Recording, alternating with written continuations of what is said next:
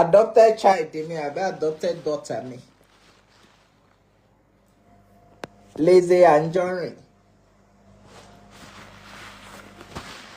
àti Wòlé Akọgun takò ọ̀rọ̀ sọ ẹ ṣé jàre Bùkọ́lá Ọláwẹ́pọ̀ ẹ ṣeun jàre láàrin Lizzy Anjorin àti Wòlé Akọgun ẹ rí i pé Lizzy sọ̀rọ̀ kan àjọ máa gbọ́ nínú ọ̀rọ̀ tó sọ ní a máa play sure ó ní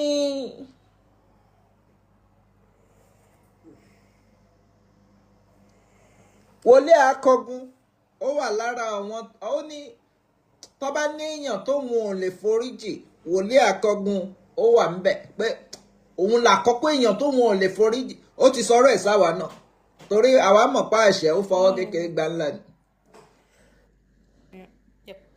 ẹni tá a bá ṣe à sọ pé má bínú ṣùgbọ́n eléyìí ọmọ àlè ni àwa èmi mọ̀ pé mi ò ṣẹ̀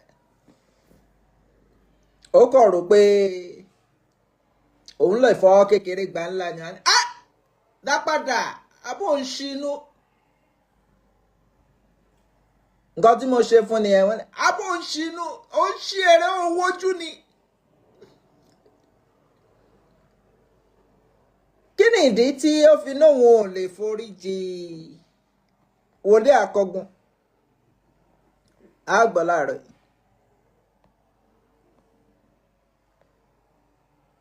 Lizzy dúró kó gbẹ́nu ẹ̀ sọ̀hún ṣé mo ti ní kò sọ̀rọ̀ á gbọ́ láàárọ̀ yìí. Irọ́ ni gbogbo yín pa àtọkùnrin àtobìnrin àtọmọdé àtàgbáyé gbogbo yín lẹ́nu àmì sàrí ọmọ tẹ pàtẹ́kì nínú kéèsì Mohbad. máa gbọ́ tó pàtẹ́kì nínú kéèsì Mohbad ó ní gbogbo wọn ló máa mọ sàrí ọmọ kò sẹ́ni tó máa mọ sàrí ọmọ ìwọ tó ń tọ́ka pé àwọn èèyàn máa mọ sàrí ọmọ ló máa mọ sàrí ọmọ. nǹkan tá a máa béèrè ní pé wọ́n pàtẹ́kì nínú kéèsì Mohbad àwọn ọlọ́pàá Mohbad ni àbórí ìyá ò pé nu kòtò ni ṣé àwọn tó ní wọ́n máa mọ sàárè ọmọ yẹn àwọn ọlọ́pàá Mohbad dẹ́ndẹ́n tún béèrè báwo ni Mohbad ṣe jẹ́ bí ìyá láyà ẹ̀ ìyá tó bí ẹ a mọ̀ pé bàbá Láńre afọ́jú ẹbí ìyá ẹni Láńre ẹbí ìyá ẹni báwo ni Mohbad ṣe jẹ́ bí ìyá ẹ tó fi wo pé àwọn èèyàn mọ sàárè ọmọ àwọn tó pàtẹ́kì nù òun mo ṣe dá padà pé ìwọ ló máa mọ sàárè ọmọ.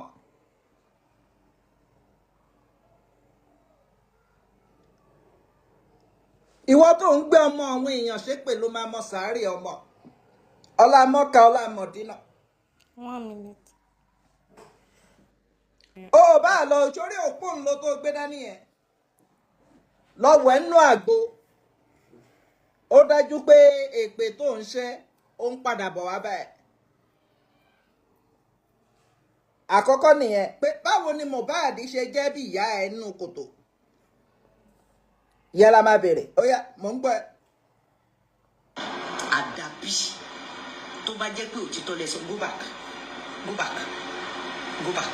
òtítọ́ ni wọ́n sọ ń pa kí ni ṣé nípa ọ̀rọ̀ ìyá ẹ àbí ń pa pé o fárun abẹ́ o sín gbẹ́rẹ́ sí i àbí ń pa Mohbad kú pé kò sẹ́ni tó pa Mohbad pé nọ́ọ̀sì ló fún lábẹ́rẹ́ máa là tó o bá ti ń sọ̀rọ̀ èmi fẹ́ kó o máa là á ń gbọ́. à ń gbọ́ ẹ. àdàbí tó bá jẹ́ pé òtítọ́ ìwọ Múyìwá Akọgun ló sọ nípa kéèsì Dúmàtà. ó ní ó wá bọ́ sórí ẹ̀rọ Akọgun ó wá ń pe àdàbí lórí Múyìwá Akọgun wòlíì mú ìwà akọgun. Ọlá Mọ́kà, ọlá Mádínà, ọlá Jesus Christ. Gbogbo bó ṣe ń ní wọ́n mọ sàárè ọmọ, òun ló máa mọ sàárè ọmọ. Ó ní àdàbí tó bá yẹ pé ó tún kúrò lórí ọ̀rọ̀ Mohbad. Ó ní àdàbí tó bá yẹ pé òótọ́ ni wọ́n sọ ni mú ìwà akọgun, wòlíì mú ìwà akọgun sọ nípa ọ̀rọ̀ Ìdúmọ̀tà.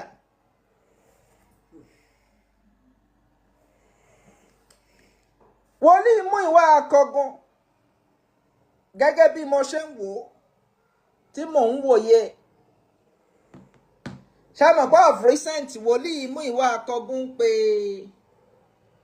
1 minute. pé àwọn ríran sí Pasuma. Yep.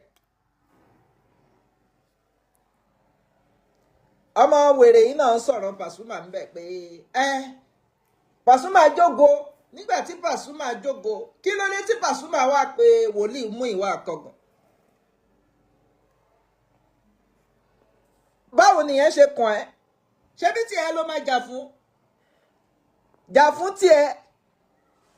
Àbí ìwọ ò mọ slogan 2026 pé jà fún tiẹ̀ ni? Wòlíì mú ìwà akọgun. Wọ́n náà wọ́n ríran sí Lizzy Anjorin kó tó lọ jalè ní Ìdúmọ̀tà. Pé àwọn èèyàn rí pé ó ṣẹ̀sín.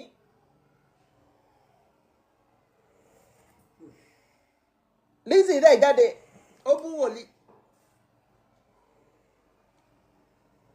Ṣàmọ̀ pé òun kò sẹ́ni tó lè bú. Kò ju bí ọ̀sẹ̀ méjì àbí ọ̀sẹ̀ kẹta lọ. 1 minute. A bá rí Lizzy tó wọ ìjáàbù lọ sí Ìdúmọ̀tà. Àárín ìgbà tó wọ jáàbù lọ o. Bọ́ngbà tí wọ́n ṣì jáàbù lórí ẹ̀. A rí tó ní ẹ jẹ́ ń pọkọ mi, ẹ jẹ́ ń pọkọ mi. Wọ́n kígbe olè mọ́ ní Ìdúmọ̀tà.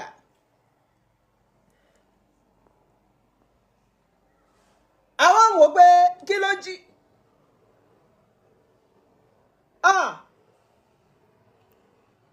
Èmi wá mo pè. Mo ti sílẹ̀ fọ ìwà ìbọnjọ́ tí ó jalè yẹn tí wọ́n kígbe olè mọ́ yẹn mo pè. Ó dẹ̀ sọ̀rọ̀, ó ní òun sanwó yẹn 95,000. Mo ní ó san, ó ní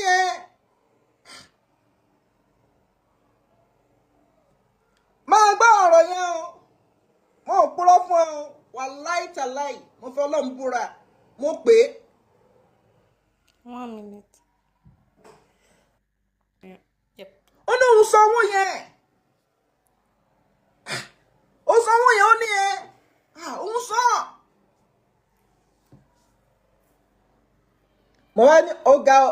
Báwo ló ṣe wá rí bẹ́ẹ̀?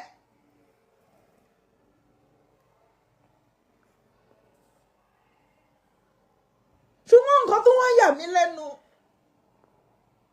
tó yẹ èmi pásínálì lẹ́nu, èèyàn náà ń sanwó. Ṣáàmù kó òun jáde. Ó nígbà tí ó sọ bí ọ̀rọ̀ ṣe jẹ́.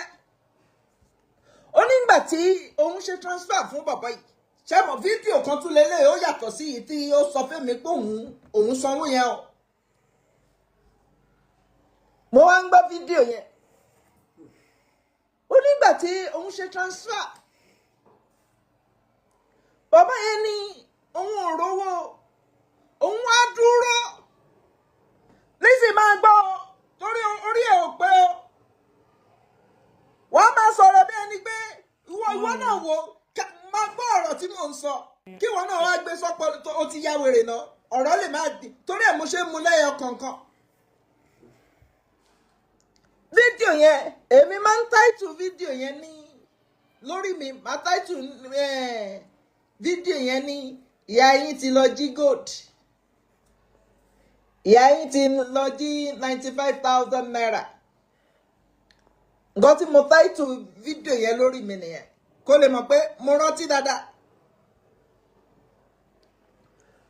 ó bá ní nínú ẹ̀ ló ti wá ṣàlàyé ó ní ìgbà tí òun sanwó fún bàbá yìí gbogbo ẹ̀yin tẹ́ ń support ẹ̀yin náà ẹ súnmọ́ bí mo fẹ́ ká jà ń sìn tá a bá ṣe ṣó yìí tán mo fẹ́ kẹ́ ẹ rí sìn tá a bá ṣe ṣó yìí tán ẹ lè máa bá mi jà lọ pé ó dẹ̀ ń bú Lizzy ó tẹ́ mi lọ́rùn tóró wá fọwọ́ kékeré gbá ńlá ni ó wá ń ṣàlàyé ọ̀rọ̀ yẹn 1 minute. ó ní ìgbà tí ẹ̀yin tẹ́ ń wò pé kí ló dé tí wọ́n ń gbógun ti ọmọ yìí ẹ̀yin náà ẹ súnmọ́ bí.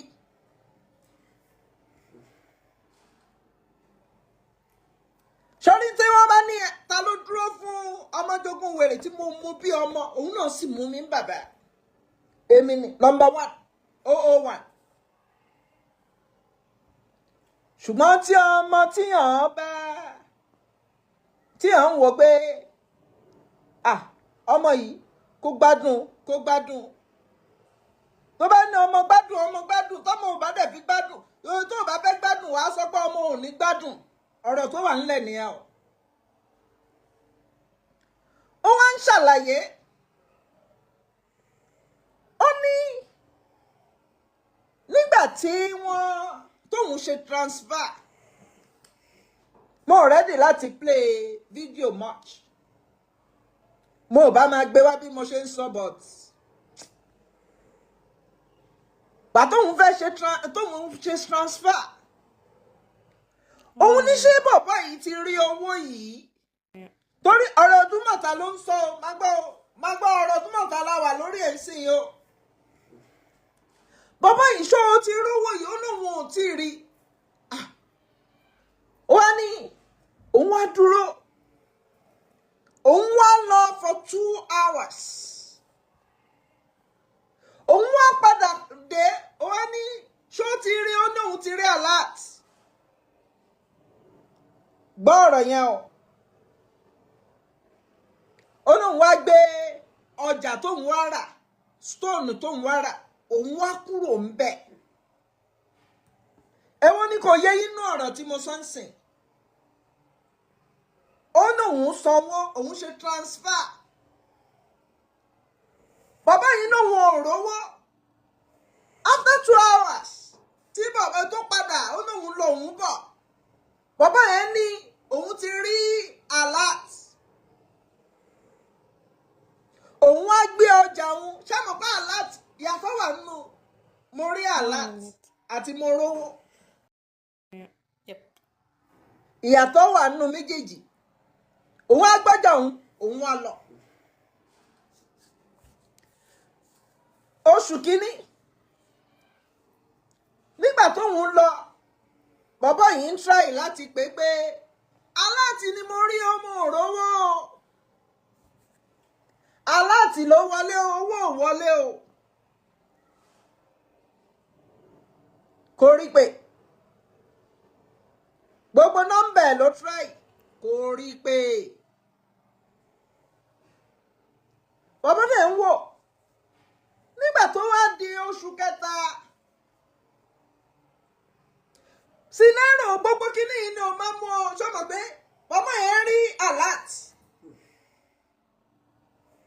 ṣùgbọ́n kò rówó nínú account ìyàtọ̀ wà nínú mo rí alert mo rówó sórí tó o bá bèèrè lọ́wọ́ àwọn yahoo wọ́n á sọ fún ẹgbẹ́ iṣẹ́ 406 níṣẹ́ yẹn iṣẹ́ 406 ni. 1 minute. òun ní pé àwọn èèyàn máa ń rí àláàtì tí wọ́n ń rí owó nínú account. oṣù kínní bàbá yẹn ò rí pé bàbá yẹn ṣáà lọ́kùn ẹ̀ mo mọ̀ pé a máa ṣàdúrà pé ọlọ́run á mú wa. oṣù kejì kò rí pé 95,000 ni o. oṣù kẹta ó rẹ̀ bí oṣù kẹta ní February 5 tí a máa ṣe celebration ní in 1 month's time anniversary. ó wá lọ sí ọjà Dúmọ̀tà ibi tó ti máa ń ra stone lọ́dọ̀ bàbá yẹn ń pọ̀ nítorí pé kò wáyà ọ̀dọ̀ bàbá yẹn wá lọ sí ọ̀dọ̀ wọn ẹlòmíì. kí ni ni nǹkan tó wá ṣe tó ṣe èmi ní èèmọ̀ pé alákọ̀ọ́kọ́ kó tó lọ sí Ìdúmọ̀tà ó ti kọ́kọ́ sọ fún àwọn mùsùlùmí pé ẹ yé pè mí lálàájá mọ́ òun ò ṣẹ̀sìn yín mọ́ o. Bẹ́ẹ̀ yé pè mí lálàájá mọ́ ẹ̀sìn yín tóun ṣe ló bá yé òun jẹ́.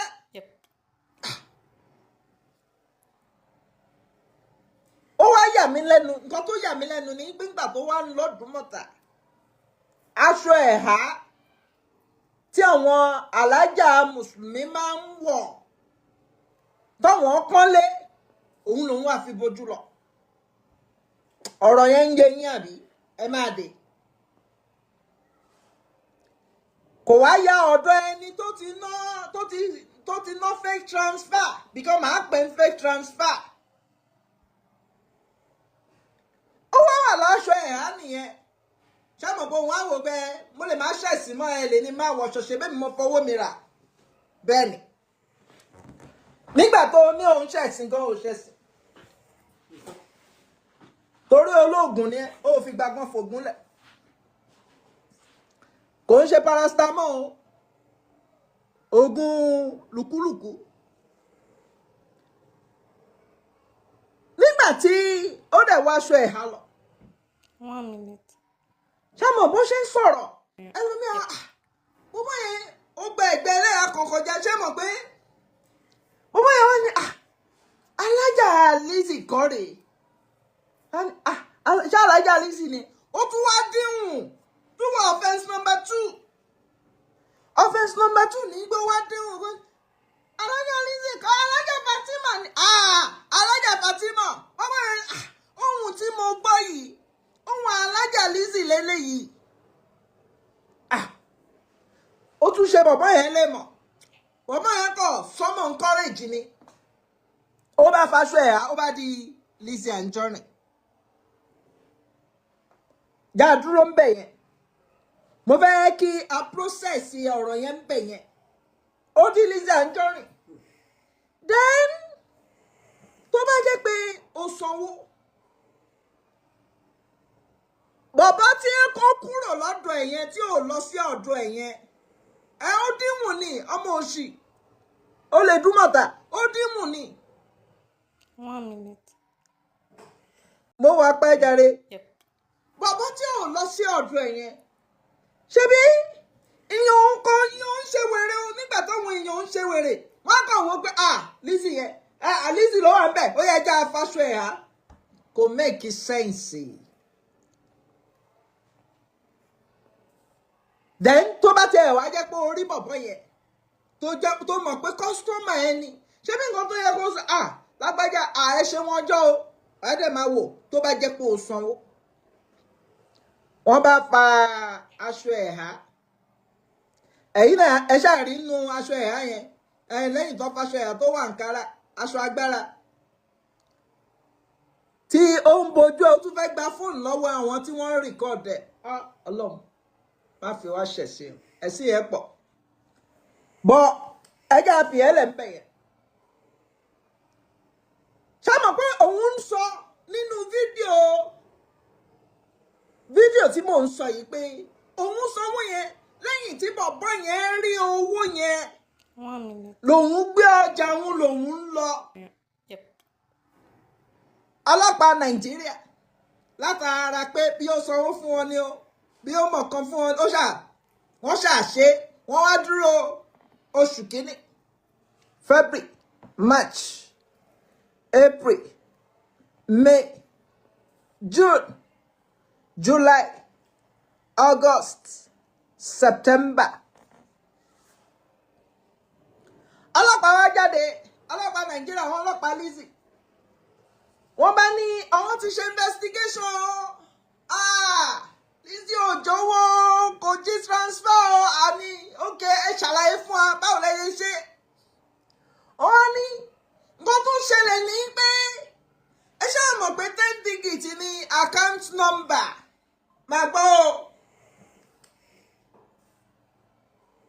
Wọ́n ní ẹ ṣáà mọ̀ mo ní yes àmọ̀ ẹ ṣàlàyé fún wa.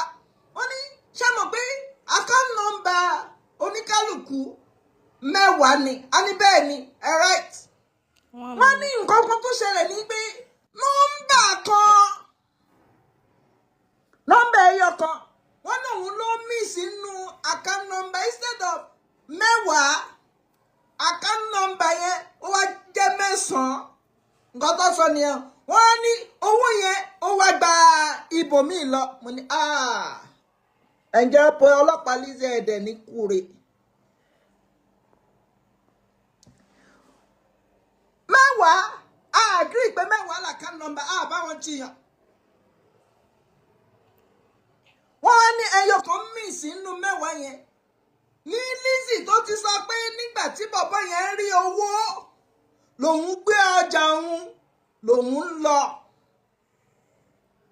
Ọlọ́pàá Lizzy wọ́n wá ní ẹyọ kan tó wá miss nínú nọ́mbà yẹn owó yẹn wá gba ibòmíì lọ bá ní ọlọ́pàá Lizzy ẹ má bà Nàìjíríà jẹ́ fún wa.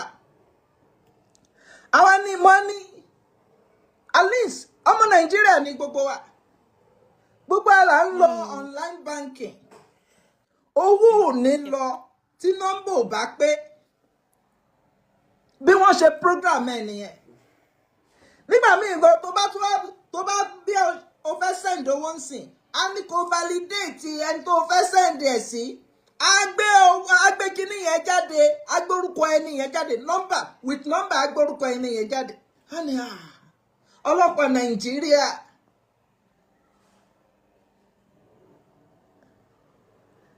because nínú nǹkan tí à ń sọ yìí nínú ọ̀rọ̀ tí à ń sọ yìí analysis tá à ń sọ yìí you can confirm pé èèyàn ní kóhun tó gbé ọjà kúrò ní Ìdúmọ̀tà. Bàbá yẹn confirm pé Elizabeth Ọládìnà ẹ ṣé gan. Bàbá yẹn confirm pé ó ní nígbà tó bàbá yẹn ní òun ti rí alert. Ó ní òun dẹ̀ gbé ọjà. Wọ́n béèrè pé ẹ̀dùn ọlọ́pàá Nàìjíríà ẹ jẹ́ kó make sense. Torí kò make sense. 1 minute. Báwo ló ṣe make sense nígbà téèyàn ní ẹni tó ń rajà lọ́wọ́ òun ti rówó yẹn ọlọ́pàá dẹ̀ sọ pé rárá owó yẹn gba Sambisa lọ ni. So níbẹ̀ yẹn àti pé táìmù tí ọlọ́pàá fi dúró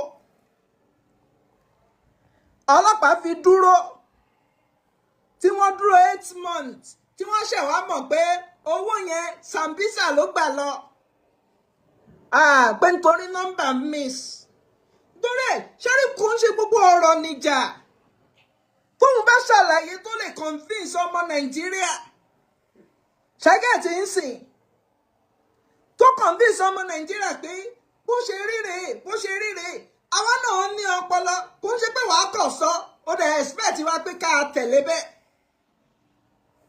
ní tẹ̀lé bẹ́ẹ̀ ìwọ ló sọ ó ní bọ̀bọ̀ yẹn rí owó yẹn nígbà tó rí owó yẹn ó wá gbé ẹrù nǹkan tó ń lọ́ra ó wá gbé nígbà tó gbé ó wá ń lọ after 2 hours. 1 minute. Yep. After 2 hours ó ní ó gbé ẹrù ó wá ń lọ. Ọlọ́pàá Nàìjíríà tí wọ́n fẹ́ kún ẹ wọ́n fẹ́ defend ẹ wọ́n fẹ́ yẹ kó look real. Àwọn wá jáde wọ́n ní nítorí nọ́mbà kan miss owó yẹn wá gba Sambisa lọ. Ǹjẹ́ ó make sense? Ọlọ́pàá Nàìjíríà gan ò bá má jáde láti wá defend Lizzy kọ́nà wọn ṣe investigation. Irú investigation wo nìyẹn? Ṣé àwọn pé ẹ̀ ń bá investigation jẹ́ fún àwọn tí wọ́n ń ṣe investigation ni? Ẹ dúró kí ló wà nínú pé okay ọmọ Nàìjíríà a fẹ́ mọ̀ nǹkan tó ń ṣẹlẹ̀ ẹjọ́ bank ẹjọ́ àbí kẹ́ lọ gba court order pé kí báǹkì sọ nǹkan tó ń ṣẹlẹ̀ kò sí nǹkan tó kò lè kò tó gbogbo àwọn kìíní yóò tó 10 months wọ́n wá dúró 10 months wọ́n tún wá mo ní sọ pé ṣé wọ́n rò pé ọ̀dẹ̀ ní gbogbo ọmọ Nàìjíríà ni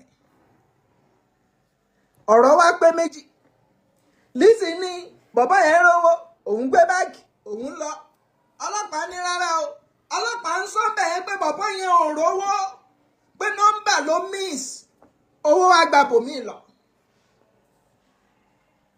David Udeyin òun ló rìlíìsì kíní yẹn gbà yẹn.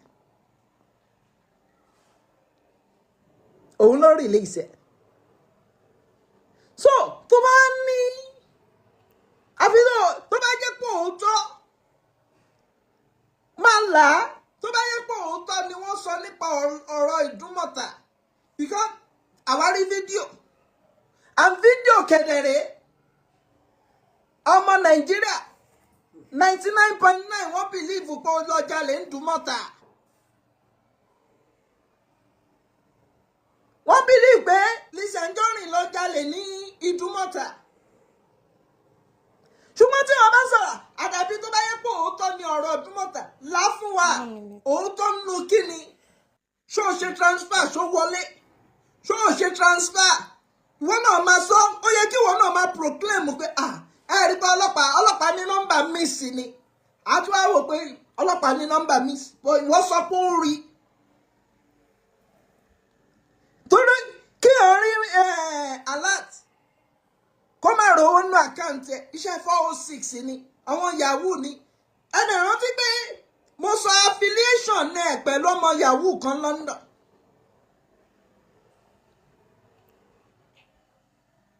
No, mo sọ affiliation pẹ̀lú ọmọ yahoo mo kọ̀ wọ́n iṣẹ́ 406 ni wọ́n tó ń pè 406 táwọn ọmọ yahoo máa ń pè 406 ni ẹ̀.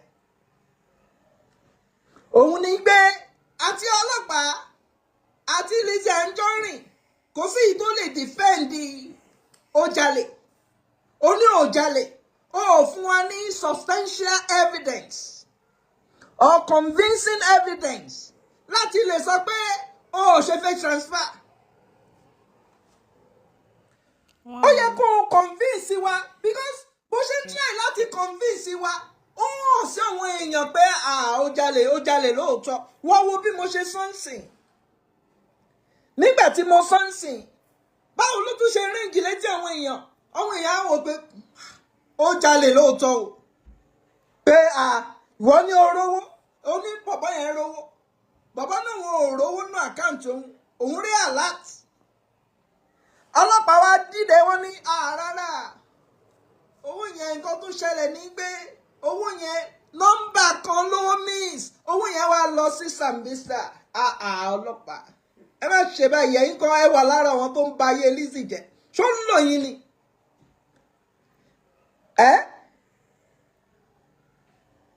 because tí ó bá ń pe àdàbí ṣẹ́ni tó máa ń pè àdàbí tó yẹ pé ọ̀rọ̀ Ìdúmọ̀tà yẹn àdàbí gan ó máa ń need explanation because tó o bá ṣe fẹ́ transfer Ojale náà ni. 1 minute. Torí ẹ̀ mo ṣe ní tó bá ti ń pe àdàbí yẹn máa ṣe explanation sí pé àdàbí tí mo bá jí code tó bá ní o jí code èmi ò ní o jí code o ṣe fẹ́ transfer ni. Sórí tó bá fẹ́ gba àdàbí yẹn tó bá ní àdàbí tó bá yẹ pé mo jí code ń Ìdúmọ̀tà ó lọ ó gbà ó ṣọ́jà tí ń sìn bọ́ tó bá ní àdàbí tó bá yẹ pé mo ṣe fẹ́ transfer ó gbà yẹn ó ṣì í. Torí ọlọ́pàá jẹ́ ká mọ̀ pé nǹkan fẹ́ transfer ni àwọn rò pé àwọn fẹ́ defend ẹ̀ ni pé ẹjẹ́ aṣọ báyìí àwọn náà ò dẹ̀ wá rórí torí tí àwọn máa ń rórí wàá wò pé ọ̀rọ̀ wo ló ti sọ ọ̀rọ̀ tó ti sọ lè máa wò pé òkè báwo la ṣe lè páàṣì ẹ̀.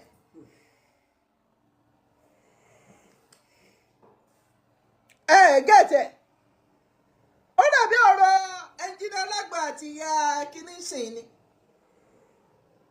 mo fẹ́ defend ìyá Alágbò 1 minute. kí wọ́n ní ìyá Alágbò láti ìgbà tí ìyàwó ti dé Sisi Alágbò ti dé ẹnjìnà Alágbò ó ti fi ìyá Alágbò kún pa fún ó ti ẹ̀fẹ́ bá sùn máa look stupid.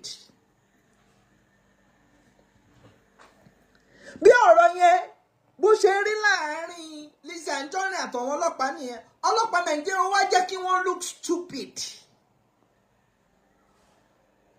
Ó jẹ́ kí wọ́n lù pé ṣáwọn eléyìí mọ nǹkan tí wọ́n ń ṣe èèyàn ó ní pọ̀pọ̀ yẹn rí owó ó ní lẹ́yìn ìgbà ó lóun lọ 2 hours òun wá padà wá pọ̀pọ̀ yẹn wá lóun ti rí alert gbá ọ̀rọ̀ yẹn dáadáa òun wá gbé ọjà òun wá kúrò ń bẹ̀ òun wá lọlé òun mọ ní orí alert ṣùgbọ́n owó òde àkáǹtì ẹ̀ ọlọ́pàá tó fẹ́ pàṣẹ Lizzy àwọn ní nǹkan tó ṣẹlẹ̀ ní pé ṣáà mọ̀ pé 10 digit ní nọ́mbà a ní bẹ́ẹ̀ ni 10 digit ní wọ́n ní ṣẹ́rí ẹyọ kan wá kúrò nínú nọ́mbà yẹn owó yẹn wá lọ sí ibòmí ẹ̀dùn ta ló máa gbọ́ yẹn tí kò ní sọ pé ẹ̀yin ìwà àtàwọn ọlọ́pàá ẹjọ́ ń ṣiṣẹ́ pọ̀ kò sẹ́ni tó máa gbọ́ má máa pe àdàbí lórí má là àdàbí òun ló fi yẹ pé nígbà mìíràn ni ó dàbí èmi gẹ́gẹ́ bí èèyàn kan sì gẹ́gẹ́ wá ní Lizzy ń ṣépè èpè òun ló ń lè pè nítorí pé Ọlọ́run á wo ọjọ́ tí mo ò sùn tó wá ń disturb ayé mi tí mo ò sùn tó máa pè mí láàárọ̀ tó máa pè mí lọ́sàn tó máa pè mí lóru tí mo ò sùn báwo ni kò ṣe ní èpè ẹ̀ a ní ó ń ṣépè ta ló ń ṣépè fún èèyàn pè mí ní ó ní mo jówó monetization òun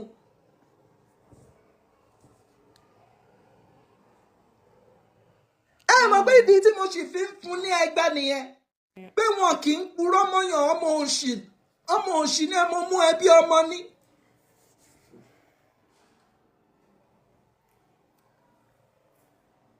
ó ní mo jẹ́ millions náà ló ń gbà bẹ́ẹ̀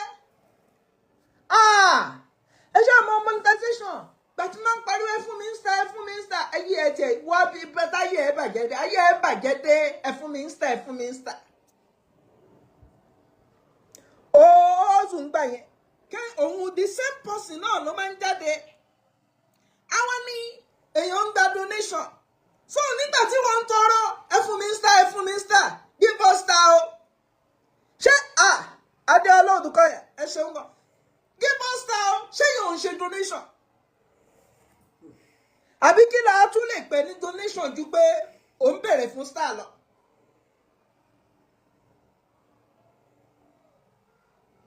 ẹ ṣeun jàre Adéọlá Odùkọ̀yà ẹ ṣe so lè pè donation ni òun ní pé online digital donation ni tó bá ń bèrè wo bẹ́là bó ṣe wà ẹ́ ń sè star ni ẹ fún mi gift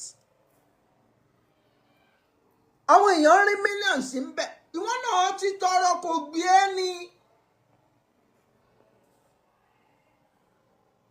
Kò gbé ní náà ẹ rí ọjọ́dé òun ló fi ọjà náà wòlé àrólé àbí wòlé kìlọ̀gbà akọ́gun tèmi ìlú máa fi ṣe ẹnu náà ẹnu yìí ni tí wọ́n bá ń sọ fọ́yàn pé ẹnu lẹ́bọ̀ tọ́ba ní lágbájá ẹnu lẹ́bọ̀ nǹkan tí wọ́n ń pè ní ẹnu lẹ́bọ̀ nìyẹn tó o bá lè kó ẹnu níjànú wàá máa wọnú most of the time wàá máa wọnú wàhálà iye wàhálà tó wà ń bẹ tí kò bọ́ nínú ẹ̀ yìí ẹnu ẹni o 1 minute. ṣe rí gbogbo wàhálà tó máa ráyé wà láyé lẹ́nìí ẹnu ni o wàhálà tó ń wà nínú ẹnu ni o bọ́ ó máa ń yà mí lẹ́nu táwọn èèyàn bá ní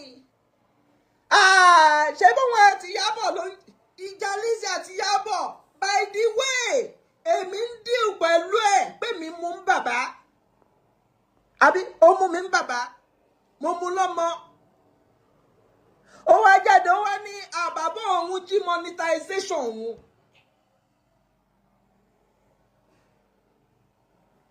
Mo dẹ̀ promise ẹ̀ ń gbà yẹn náà ìwọ tó o bá rántí lọ́dún náà lọ́hùn 2024 precisely maybe November mo ní lágbájá yìí bí ṣe bẹ̀rẹ̀ ni pàtó jáde ẹ ṣáà mọ brọ́dà mi tẹ́lẹ̀ yẹn máa tún jáde pé Mrs. Alhaja Mrs. Lawal ń bínú ni àjà lè já ṣáájú tèmi ṣe ń sọ àjà yẹn ó rò pé ṣàbọ̀pẹ́ lòmí àwọn wò pé ẹ̀rù ìjà ń bà ní gúdúgúdú ni mí wà á sọ wà á kéwàá yọ èmi yẹn náà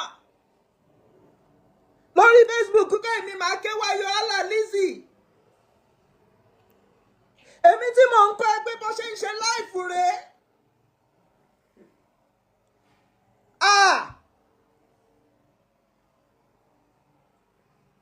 ó yàpá oríṣiríṣi rọ èmi kẹdẹrẹ téèyàn bá ń tọ́ mi ń sùúrù mo máa ń ní kí ló ń pè end point máa ń wà tí máa kọjú sẹ́ni yẹn pé ó dá mo fẹ́ wo nǹkan tó fẹ́ ṣe.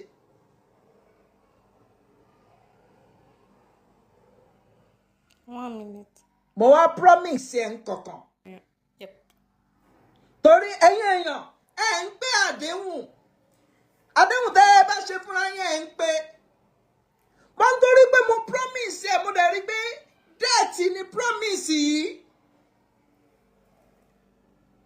ẹ̀wọ̀n wọn afáǹsì wọn ní tọ́wọ́ ní àwọn máa ń sọ nǹkan tó lè ṣe ni wọ́n promise ẹ̀ tó láwọn èèyàn ń pay attention mo ní tí n bá bẹ̀rẹ̀ mo ò ní stop o